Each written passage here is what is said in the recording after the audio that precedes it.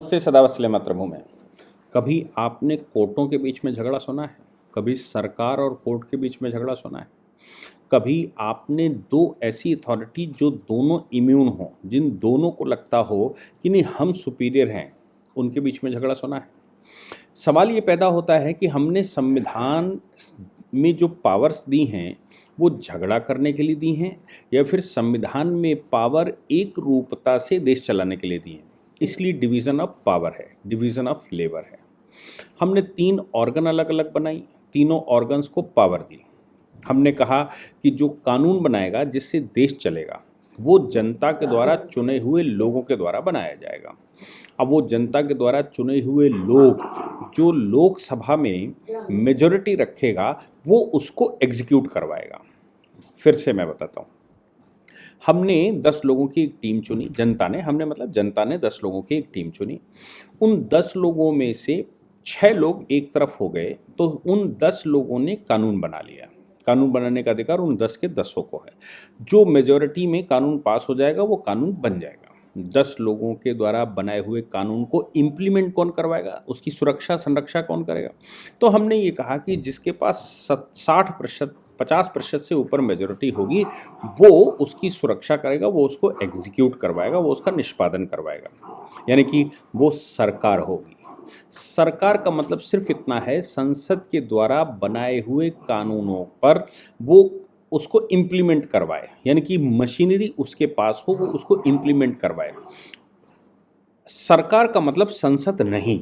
अब अगर वो इम्प्लीमेंट करवाएगी तो ये भी संभव है कि वो अपने हिसाब से अच्छा खराब करेगी। तो उसी संसद ने कानून बनाकर उसको उसके इम्प्लीमेंटेशन पर जस्टिस देने के लिए, समाज को सही से चलाने के लिए, समाज सही से चले, उनके बीच में अगर किसी ने कुछ गड़बड़ किया है तो उसको सही से इम्प्लीमेंट करवाया जाए या सही हो और जस्टिस हो, उसके लिए जुडिशरी बना दी। यानी कि संसद ने ही सरकार का भी प्रावधान बनाया और संसद ने ही जुडिशरी का भी प्रावधान बनाया। और ये संसद वो है जो कॉन्स्टिट्यूएंट असेंबली हुआ करती थी। कॉन्स्टिट्यूएंट असेंबली की खास बात होती थी कि वो इलेक्टेड नहीं थे, वो सेलेक्टेड थे। यानी कि वो उस समय सेलेक्ट कर लिए गए थे कि भाई कॉन्स्टिट्यूएंट असेंबली में 299 सदस्य कौन कौन होंगे। उन लोगों ने कानून बना दिया।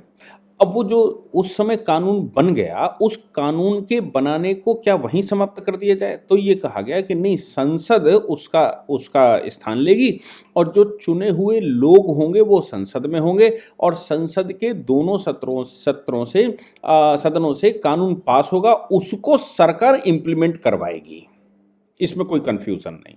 और इम्प्लीमेंटेशन जो हो रहा होगा उसमें अगर कुछ गड़बड़ होगी, वो न्याय नहीं अगर हो पा रहा होगा या वो गलत कानूनों का इंटरप्रिटेशन करके उसका यूज़ या मिसयूज़ कर रहे होंगे, तो फिर जुडिशरी है वो उस पर न्याय करेगी। हमने सेपरेशन ऑफ पावर कर दिया कि ऐसा ना हो सरकार जुडिशरी पर हावी हो जाए, ऐसा ना हो जुडिशरी सरकार पर हावी हो जाए, इसके लिए सेपरेशन ऑफ पावर कर दिया।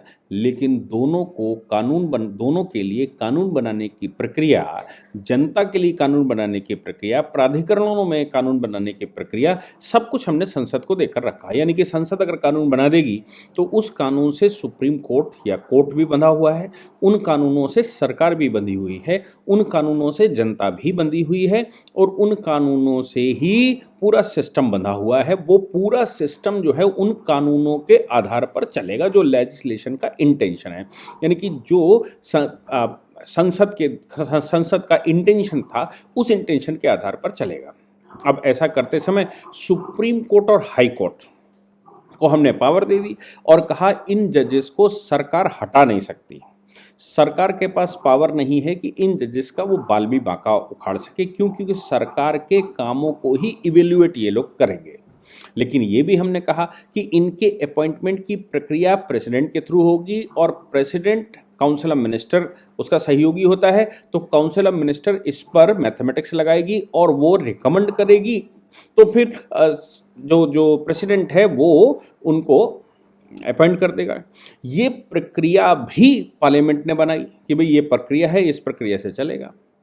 अब ये सिस्टम बन गया और यही प्रक्रिया हमने, इसी प्रकार की प्रक्रिया सरकार कैसे बनेगी वो भी कॉन्स्टिट्यूशन में लिख कर रखा, वो भी पार्लियामेंट नहीं बनाई। उस समय की कॉन्स्टिट्यूंट असेंबली को कह लो। तो हमने सेपरेशन ऑफ पावर दिया, इसलिए जुडिशरी के खासतौर से हायर जुडिशियल सर्विसेज के सुप्रीम कोर्ट और हाई कोर्ट चूंकि लॉर्डशिप हमने दी, उनको एक्स्ट्रा ऑर्डिनरी पावर दी, तो ऐसा नहीं है कि उनको हटाया जा सकता हो किसी के द्वारा, वो इम्यून हो गए। अब उनको हटाने की प्रक्रिया जब हमने कहा तो सुप्रीम कोर्ट और हाई कोर्ट दोनों के जजेस को हटाने की प्रक्रिया पार्लियामेंट से गुजरेगी। पार्लियामेंट में महाभियोग लाना पड़ेगा और महाभियोग की एक प्रक्रिया है, वो प्रक्रिया अपनानी पड़ेगी, तभी उनको हटाया जा सकता है। यानी कि हाई कोर्ट के जजेस को हाई कोर्ट का चीफ जस्टिस नहीं हटा सकता, सुप्रीम कोर्ट के जजेस भी नहीं हटा सकते। क्यों? क्योंकि दोनों इक्वल फुटिंग पर। उसका कारण यह है कि high court is the highest court of the state. State का सबसे बड़ा कोर्ट अगर कोई है तो वो हाई कोर्ट है। हाई कोर्ट के बाद ऊपर अपील नहीं जा सकती, कुछ मामलों को छोड़कर जो बहुत सेंसिटिव है, जैसा सजाए मौत का केस है जिसको मृत्यु दंड दे दिया गया है, उम्र कैद दे दी गई, तो ये तो हमने अपील के लिए रखे कि भाई एक बार चांस दे देते हैं। लेकिन बाकी मामलों के लिए सुप्रीम कोर्ट को हमने अथराइज नहीं किया। सुप्रीम कोर्ट को एसएलपी का एक माध्यम है, स्पेशल लीव पिटीशन, यानी कुछ विशेष परिस्थितियां दिखाई पड़े तो फिर सुप्रीम कोर्ट उन पर सुनवाई कर सकता है, लेकिन ये अधिकार नहीं होगा कि आप सुप्रीम कोर्ट चले जाएं। सुप्रीम कोर्ट को हमने कहा कि सुप्रीम कोर्ट जो बना हुआ है उसकी प्रक्रिया ये है कि सुप्रीम कोर्ट ओरिजिनल जुडिक्शन उसके पास कुछ मामलों का है, और ओरिजिनल जुडिक्शन उसके पास ये है कि वो दो राज्यों के बीच में झगड़ा हो रहा हो, केंद्र राज्य के बीच में झगड़ा हो रहा हो, फंडामेंटल राइट का कोई मामला आ गया हो, राज्यों में हो गया हो, केंद्र और राज्य एक तरफ हो, कोई दूसरे राज्य एक तरफ हो, ये जो ओरिजिनल जुडिक्शन के झगड़े हैं, इन झगड़ों को सुप्रीम कोर्ट सॉल्व करेगा। यही कारण था कि जिस समय हमने सुप्रीम कोर्ट की परिकल्पना की तो स्टार्टिंग में हमने केवल 7 जज रखे, इतने बड़े देश में 7 जज, क्योंकि हमें लगा था उस समय, हमें से मतलब है कॉन्स्टिट्यूएंट असेंबली को लगा था कि सुप्रीम कोर्ट के पास बहुत ज़्यादा काम नहीं है, सारे काम मोस्टली हाई कोर्ट के पास हैं और हाई कोर्ट फाइनल जुडिक्शन रखता है, सुप्रीम कोर्ट में कुछ स्पेशल एक आध केसेस आ जाएंगे। लेकिन लॉबिंग सुप्रीम कोर्ट इकट्ठी होती रही, पॉलिटिशियंस जो एडवोकेट थे वो सुप्रीम कोर्ट इकट्ठे होते रहे क्योंकि दिल्ली केंद्र बना था। नतीजा निकला कि हाई कोर्ट के ऑर्डर्स पर एसएलपी का एक फॉर्मूला बड़ा बन गया और सुप्रीम कोर्ट अब लगभग हर मामले में एसएलपी जाने लगी, जो कि नहीं जानी चाहिए थी। लेकिन खैर प्रोसीजर बन गया तो बन गया। यही कारण था कि हाई कोर्ट के जज को भी सुप्रीम कोर्ट के जज के बराबर ही इम्यूनिटी हमने दी, उतनी ही शक्ति दी और वही प्रक्रिया रखी कि उनको हटाने की वही प्रक्रिया है जो प्रक्रिया सुप्रीम कोर्ट के जज को हटाने की है, यानी कि इनमें से कोई बड़ा और छोटा नहीं। लेकिन हाँ, स्पेशल लीव पिटीशन के रूप में हमने कहा कि अगर कुछ ऐसा आपको फंडामेंटल गड़बड़ लगता है हाई कोर्ट के जजमेंट में तो फिर आप उसको संशोधित कर सकते हैं। ये प्रक्रिया तय हो गई। अब बात यहाँ पर आती है, आपस में लड़ गए। आपको याद होगा ऑनरेबल जस्टिस कन्नन जो मद्रास हाई कोर्ट के जज थे, बाद में कोलकाता हाई कोर्ट के जज बने। ऑनरेबल जस्टिस कन्नन जब कोलकाता हाई कोर्ट में थे तो सुप्रीम कोर्ट ने उनके खिलाफ संज्ञान ले लिया मद्रास के एक मामले में। सुप्रीम कोर्ट ने उनको कोई आदेश किया, चूंकि ऑनरेबल जस्टिस कन्नन को सेम पावर है, मतलब कन्नन को सेम पावर से मतलब है जब हाई कोर्ट के जज को सेम पावर है, उसके पास भी पूरी इम्यूनिटी है जो सुप्रीम कोर्ट के जजेस के पास है। वो भी कोर्ट ऑफ रिकॉर्ड है, वो भी कंटेम्प्ट का मामला सुनते हैं। तो जब सुप्रीम कोर्ट ने ऑनरेबल जस्टिस कन्नन के खिलाफ कोई एक्शन लेना चाहा तो ऑनरेबल जस्टिस कन्नन ने भी सुप्रीम कोर्ट के खिलाफ आदेश कर दिया। जब आप अगर सुप्रीम कोर्ट हाई कोर्ट के जज के खिलाफ आदेश कर सकता है तो हाई कोर्ट को भी पावर उतनी ही है, इसलिए वो सुप्रीम कोर्ट के जज के खिलाफ भी ऑर्डर कर सकता है। तो ये कंटेम्प्ट माना गया कि हाई कोर्ट के जज को, जिसको केवल पार्लियामेंट हटा सकती है, उस मामले को सुप्रीम कोर्ट सुनकर उनके खिलाफ एक्शन लेना चाहता है। ये contempt of court of high court मान लिया जस्टिस कन्नन ने। दोनों के बीच में एक दूसरे की गिरफ्तारी के वारंट हो गए, एक दूसरे के खिलाफ ऑर्डर्स हो गए। ये बहुत पुरानी बात नहीं है, 10 साल पुरानी बात है। ऑर्डर हो गए, बाद में पता लगा कि ऑनरेबल जस्टिस कन्नन को 6 महीने की सजा दे दी गई और उनको हटाया, डिसमिस नहीं किया जाए। नीचे लोअर का होता, कोई लोअर कोर्ट का जज है, कोई डिस्ट्रिक्ट कोर्ट का जज है, तो ये लोग टर्मिनेट कर देते हैं उनको अगर वो इतनी बात कह जाते हैं। लेकिन हाई कोर्ट के जज को हटाने की प्रक्रिया ही यही है कि पार्लियामेंट जाना पड़ेगा। तो सरकार क्यों एक्टिव हो जाए? सरकार को क्या पड़ी है आपके आपस के झगड़े के विषय में? या फिर आप रेजोल्यूशन पास करके सरकार से कहो कि भाई इनके खिलाफ महाभियोग लाया जाए, और सरकार महाभियोग लाने से पहले, जब भी महाभियोग आएगा तो फिर एक सदन में उसके खिलाफ चार्ज बनेंगे, चार्ज बनने के बाद वो प्रूफ होंगे, प्रूफ होने के बाद दूसरे सदन में रखे जाएंगे, दूसरे सदन में उस जज को अपनी बात कहने का अधिकार होगा। अगर हाईकोर्ट के जज को कहने का अधिकार दे दिया तो वो और धज्जियां उड़ा देगा। बहुत सारी अंदर, जब से कॉलेजियम चला है तब से आपको मालूम है बहुत सारी गड़बड़ी यहाँ चल रही हैं, तो वो फिर खोलना शुरू कर देंगे तो एक नई बहस हो जाएगी। तो क्या किया इन लोगों ने, सुप्रीम कोर्ट के जजेस ने ऑनरेबल जस्टिस कन्नन को 6 महीने की सजा बोल दी। हटा सकते नहीं थे, इसलिए हटाने का कोई आदेश नहीं हुआ। खैर, वो मामला कैसे सुलटा, कैसे सॉल्व हुआ मुझे पता नहीं, लेकिन हाँ ये हुआ था। अभी एक नई प्रक्रिया शुरू हुई, उसमें फिर सुप्रीम कोर्ट, हाई कोर्ट आमने सामने दिखाई दिए। ऑनरेबल जस्टिस गंगोपाध्याय, अभिजीत गंगोपाध्याय, उनकी अदालत में एक केस गया, शिक्षक भर्ती घोटाला बंगाल का। उस शिक्षक भर्ती घोटाले में उन्होंने, भाई कोई भी जज है, किसी के सामने भी कोई मामला जाता है तो उसके पास एक सिंपल तरीका है कि भाई इसका इन्वेस्टिगेशन ठीक से हो जाए। अब इन्वेस्टिगेशन अगर शिक्षक भर्ती घोटाले का राज्य सरकार कर रही है और राज्य सरकार ही घोटाला कर रही है तो फिर तो ये ठीक नहीं है। जब ऑनरेबल जस्टिस अभिजीत बनर्जी के गंगोपाध्याय के पास ये केस गया तो उन्होंने सीबीआई और ईडी इन्वेस्टिगेशन लिख दिया सरकार के खिलाफ, यानी कि वो घोटाले में जिनके नाम आ रहे होंगे उनके खिलाफ इन्वेस्टिगेशन लिख दिया। Nothing is the problem. अब जो ईडी और सीबीआई इन्वेस्टिगेशन लिख दिया, इस इन्वेस्टिगेशन से मुझे लगता है किसी को समस्या नहीं होनी चाहिए, क्योंकि इन्वेस्टिगेशन की रिपोर्ट फिर से कोर्ट में आएगी, कोर्ट में आपको बहस करने का अधिकार है, कोर्ट में आपको सब कुछ करने का अधिकार है, आपको उनके द्वारा लिए गए डिसीजंस को पलटने का अधिकार, सब कुछ है।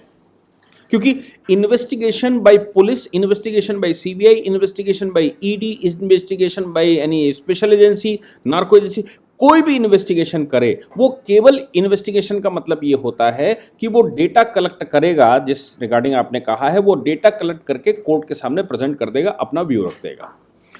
डिसीजन लेने का अधिकार किसी भी एजेंसी को नहीं है। अब उसने जो रिपोर्ट रखी है, उस रिपोर्ट के आधार पर जो डिफेंडेंट है वो प्रोटेस्ट करेगा कोर्ट में प्रोटेस्ट करके कहेगा कि साहब ये बायस है, ये रिपोर्ट ठीक नहीं है, इनमें ये नहीं देखा, वो नहीं देखा, ऐसा नहीं वैसा नहीं, अच्छा है खराब, जो भी करेगा, तो इन्वेस्टिगेशन हो जाएगा और कोर्ट उस पर डिसीजन दे देगा।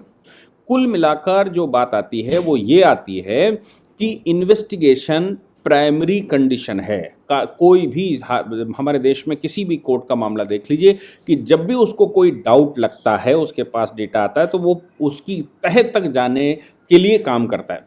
मैं एक बार ऑनरेबल जस्टिस दीपक मिश्रा की एक लेक्चर सीरीज में था, AOR का एग्ज़ाम था, तो वो लेक्चर देने आए। उस लेक्चर में, और AOR के एग्ज़ाम के लिए जो चीफ जस्टिस या जजेस लेक्चर देने आते हैं तो मोस्टली हाई कोर्ट में जो सुप्रीम कोर्ट प्रैक्टिस करने वाले लोग हैं वो जाते हैं, सुनते हैं भाई चीफ जस्टिस कुछ बोल रहा है, कुछ लेक्चर दे रहा है, कुछ नई बात कहेगा। तो वो उनका कहना था कि सुप्रीम कोर्ट में आप कानून मत बताइए, सुप्रीम कोर्ट में आप अपनी फाइंडिंग मत बताइए, सुप्रीम कोर्ट में केवल फैक्ट रखिए, या कोर्ट में केवल फैक्ट रखिए। तो फैक्ट अगर आप दे देंगे और जितने ला सकते हैं वो फैक्ट ला कर रख दिए, फिर उनकी कड़ियां सब मिला ली जाएंगी और कोर्ट उस पर कानून लगा लेगा और जो भी उसने करना है वो कर लेगा। तो जो सबसे इंपॉर्टेंट बात है, कोर्ट के सामने कोई केस आए उसके लिए फैक्टों का कलेक्शन होना जरूरी है, तथ्य पूरे आने चाहिए, कोई भी बात छुपी ना रहे, कंसीलमेंट ना हो जाए। तो उसके लिए इन्वेस्टिगेशन लिखा जाता है, कभी कभी एक बार इन्वेस्टिगेशन लिखा जाता है तो फिर उसके बाद री इन्वेस्टिगेशन भी लिखा जाता है, फर्दर इन्वेस्टिगेशन भी लिखा जाता है, फाइंडिंग ऑफ न्यू फैक्ट के लिए कुछ और भी कहा जाता है, कुछ चीज़ें न्यायालय में मंगाई जाती हैं। और अगर फिर भी सब कुछ सामने ना आए तो जजेस और को पावर है कि वो ऑन साइट जाकर देखें, यानी कि जजेस साइट पर जाकर भी खुद इन्वेस्टिगेशन कर लें, इंक्वायरी कर लें, ये भी उनको पावर होती है। तो बहुत सारे जजेस पहले जाते भी थे, साइट पर जाते थे, क्योंकि जो इन्वेस्टिगेटिव एजेंसी ने लगाया है वो उससे सेटिस्फाई नहीं होते थे, तो फिर वो साइट पर जाकर उसको मिलान करते थे कि जो इन्होंने कहा है वो कितना सच है, या उसमें कितनी सच्चाई हो सकती है, या कोई और भी तथ्य ऐसे हैं जो उनको मिल जाएंगे। तो ऑनरेबल जस्टिस गंगोपाध्याय ने सीबीआई ईडी इन्वेस्टिगेशन लिख दिया। खैर, इन्वेस्टिगेशन हो गया। अब ये तो ऑर्डर हो गया। ऑर्डर होने के बाद सवाल ये पैदा हुआ कि एबीपी जो वहाँ की न्यूज़ एजेंसी है उसने इंटरव्यू लिया होगा ऑनरेबल जस्टिस गंगोपाध्याय का। उस इंटरव्यू में उन्होंने ईडी सीबीआई इन्वेस्टिगेशन के मामले में कुछ ऐसा कह दिया कि भाई ये मुझे लगा डाउट है, ये है वो है, और ये आदमी गड़बड़ है, वो आदमी गड़बड़ है, जब मेरे पास मामला गया। वो जो इंटरव्यू था, उस इंटरव्यू को लेकर उन्होंने सुप्रीम कोर्ट में जो ऑर्डर गंगोपाध्याय साहब ने किया था, उस ऑर्डर को चैलेंज किया गया। यानी कि सीबीआई ईडी इन्वेस्टिगेशन को जो एक सब्सटेंटिव ऑर्डर नहीं होता, वो एक प्रोसीजरल ऑर्डर होता है, इंटरलोकेटरी उसको मान लीजिए, ऐसा ऑर्डर होता है कि साहब ये चीज़ें इकट्ठी कर लाओ, तो वो कोई बहुत विशेष बात नहीं है। और जनरली जो इन्वेस्टिगेशन बैठा होता है, सुप्रीम कोर्ट हाई कोर्ट उसमें इंटरवीन भी नहीं करता, कहता है इन्वेस्टिगेशन ही हो जाने दो, क्या समस्या है। लेकिन यहां पर ऑनरेबल जस्टिस गंगोपाध्याय की वो क्लिप कोर्ट में प्रस्तुत की गई कि इन्होंने मेरे खिलाफ ऑर्डर किया और इन्वेस्टिगेशन और वो बायस हैं। बायस किस लिए हैं? क्योंकि उन्होंने एक स्टेटमेंट भी दिया है न्यूज चैनल को। सुप्रीम कोर्ट को ये शॉकिंग लगा, किसी को भी शॉकिंग लगेगा, क्योंकि हम जब जजमेंट करते हैं तो जजमेंट करते समय केवल फाइल में जो फैक्ट होते हैं उन पर ही जजमेंट करते हैं, मार्केट में या न्यूज़ चैनलों पर नहीं बोलते, जब तक एटलीस्ट सीट में है, जब तक केस लिस्पेंडेंस है। हालांकि ये केस लिस्पेंडेंस नहीं था, इस पर इन्वेस्टिगेशन लिख दिया गया था कि इन्वेस्टिगेशन करके लाओ। तो केस लिस्पेंडेंस का मतलब होता है कि हम उस पर उस समय अपना दिमाग लगा रहे हैं, एडजुडिकेट कर रहे हैं। तो वो एडजुडिकेट नहीं किया जा रहा था, केवल कलेक्शन ऑफ एविडेंस का ऑर्डर कर दिया कि एडजुडिकेट तब करेंगे जब कलेक्शन ऑफ एविडेंसेस हो जाएंगे, एविडेंस आप हमारी अदालत में ले आओगे। तो अब इस ऑर्डर को चैलेंज किया सुप्रीम कोर्ट में। सुप्रीम कोर्ट ने शॉकिंग कहा कि भाई ये क्या है, इंटरव्यू क्यों किया। Director general, registrar general Kolkata high court को यह आदेश दिया गया सुप्रीम कोर्ट के द्वारा कि वो इंटरव्यू जो दिया है गंगोपाध्याय साहब ने, उसकी ट्रांसक्रिप्ट बनाकर दी जाए कि उन्होंने क्या दिया है और उसका ट्रांसलेशन भी किया जाए। डायरेक्टर जनरल को कह दिया, वो रजिस्ट्रार जनरल को कह दिया, और थ्रू रजिस्ट्री सुप्रीम कोर्ट की रजिस्ट्री रजिस्ट्रार जनरल को बोलेगी, रजिस्ट्रार जनरल उस वीडियो को मंगाएगा, उसकी एक स्क्रिप्ट तैयार करेगा और वो स्क्रिप्ट कोर्ट में दे देगा। ये ऑर्डर हो गया। इस ऑर्डर के बाद हाई कोर्ट के रजिस्ट्रार जनरल ने ट्रांसक्रिप्ट बनाई और बनाकर सुप्रीम कोर्ट भेज दी। ऑनरेबल जस्टिस गंगोपाध्याय ने रजिस्ट्रार जनरल को यह कहा कि जो आपने स्क्रिप्ट बनाकर सुप्रीम कोर्ट भेजी है, उसकी 2 कॉपियां मुझे दी जाए। मैं रात के 12:15 बजे तक इंतजार करूंगा, अपने ऑफिस में इंतजार करूंगा। ऑफिशियल कैपेसिटी में जो मेरी अदालत का प्रकरण है, उसकी ट्रांसक्रिप्ट कॉपी जो सुप्रीम कोर्ट में लगाई जा रही है, सुप्रीम कोर्ट रजिस्ट्री भेजी, उसकी कॉपी हमको प्रोवाइड की जाएगी। आखिर आपने बनाया क्या है। ये ऑर्डर हो गया सुप्रीम कोर्ट का, मतलब हाई कोर्ट का। हाई कोर्ट का ये ऑर्डर किसके खिलाफ था? ये था registry supreme court, registrar general high court. ये ऑर्डर नया ऑर्डर था। ये ऑर्डर फिर सुप्रीम कोर्ट में चैलेंज कर दिया रजिस्ट्रार जनरल ने, और सुप्रीम कोर्ट ने उस पर रोक लगा दी, ऑर्डर पर रोक लगा दी और कहा कि ये आपको कॉपी प्रोवाइड नहीं की जाएगी। जबकि मेरा ऐसा मानना है कि एक्यूज को भी कॉपी दी जाती है। हमारे यहाँ का सिंपल सिस्टम है कि जिसके खिलाफ कोई एलिगेशन लगाया गया है, उसको अगर किसी अदालत में उस पर ऑर्डर होना है तो सामने वाले को डिफेंड करने की अनुमति दी जाए और उसको उसकी कॉपी दी जाए कि एलिगेशन है क्या और क्या बेस है। ये हमारे यहाँ का सिंपल प्रिंसिपल है, मतलब सिंपलेस्ट प्रिंसिपल यही है। और ये भी सुप्रीम कोर्ट के खुद के ऑर्डर हैं कि जब तक कॉपी प्रोवाइड न की जाए, डिफेंस करने की अनुमति न दी जाए, तब तक कोई जजमेंट नहीं हो सकता, और वो प्रोसीजर ही इरोनियस है। हालांकि सुप्रीम कोर्ट ने हाई कोर्ट के जज साहब जो मांग रहे थे कॉपी, उसको कॉपी देने पर रोक लगा दी। और साथ में उससे पहले सुप्रीम कोर्ट ने उन जज साहब, हाई कोर्ट को ऑर्डर दिया रजिस्ट्री को कि आप जज बदल दें इस मामले में। यानी कि जो अभिजीत बंदोपाध्याय साहब के पास मुकदमा था, वो मुकदमा किसी और जज को दे दिया जाए। हालांकि इसमें कोई बहुत बड़ा रॉकेट साइंस नहीं, लेकिन मोस्टली जजेस उसको अपने ऊपर ले जाते हैं। अपने ऊपर इसलिए ले जाते हैं, जैसे आप बेल का मामला है तो आप इलाहाबाद हाई कोर्ट चले जाएंगे तो वो बेल शुक्रवार लगाते हैं। क्यों लगाते हैं शुक्रवार को? और मजे की बात यह है कि अगर एक बार बेल जिसने रिजेक्ट की है, जब तक वो जज साहब उस अदालत में हैं, उस कोर्ट में हैं, तब तक उनके पास ही बार बार लगाई जाएगी, वो अटैच कर दी जाएगी। यानी कि अगर मिस्टर ए कोई जज साहब हैं, वो जब बेंच पर था, उनकी अदालत में बेल लगी थी, बेल उन्होंने रिजेक्ट कर दी, भले ही मिस्टर ए किसी और काम को देखने लगे हों, कोई और मैटर्स देखने लगे हों, किसी और अदालत में बैठने लगे हों, फिर भी अगर बेल उस मामले के लगेगी तो उनकी अदालत में लगेगी। अटैचमेंट कर देते हैं। उसका कारण ये रहता है कि एक कोर्ट ने रिजेक्ट किया, दूसरी कोर्ट ने उसको कर दिया। उसका एक और कारण ये रहता है कि आप अपील में इसलिए जाइए क्योंकि एक जज उसी कोर्ट के दूसरे जज उसको कहीं पलट ना दे। तो आपस में थोड़ा थोड़ा अनऑकवर्ड लगने लगेगा, ऑकवर्ड लगने लगेगा। ये बात को ध्यान में रखते हुए जब उनको हटाया गया उस केस से, तो निश्चित रूप से उनको लगी होगी कि भाई मुझे पता भी नहीं है, कॉपी भी नहीं है, आखिर मैंने किया क्या है, मेरा जो कौन सा ऐसा स्टेटमेंट है, कितना स्टेटमेंट है जिस स्टेटमेंट के आधार पर मुझे बदला जा रहा है। मैंने तो ऐसा कुछ कहा ही नहीं। मैंने जो कहा, मतलब जज साहब का अपना विचार है होगा कि जो उन्होंने कहा वो सिर्फ इतना कहा कि भाई आदमी जब केस मेरे पास आया तो आदमी ठीक नहीं लगा, ये नहीं लगा, वो नहीं लगा, ये स्टेटमेंट पब्लिक में दे दिया। सुप्रीम कोर्ट बनाम हाई कोर्ट यहां पर हो गया। हाई कोर्ट ने सुप्रीम कोर्ट के खिलाफ ऑर्डर कर दिया, सुप्रीम कोर्ट ने हाई कोर्ट के खिलाफ ऑर्डर कर दिया। आगे क्या होगा ये तो समय बताएगा, लेकिन अभी ये जो आपस के कन्फ्लिक्ट हैं उसका कारण है सेम पावर होना, सेम मेथड होना, सेम स्ट्रैटेजी हो, सेम स्टेटस होना। क्या होगा समय तय करेगा, लेकिन ये हमारे देश में अच्छे शगुन नहीं दिखते। जय हिंद, जय भारत, वंदे मातरम।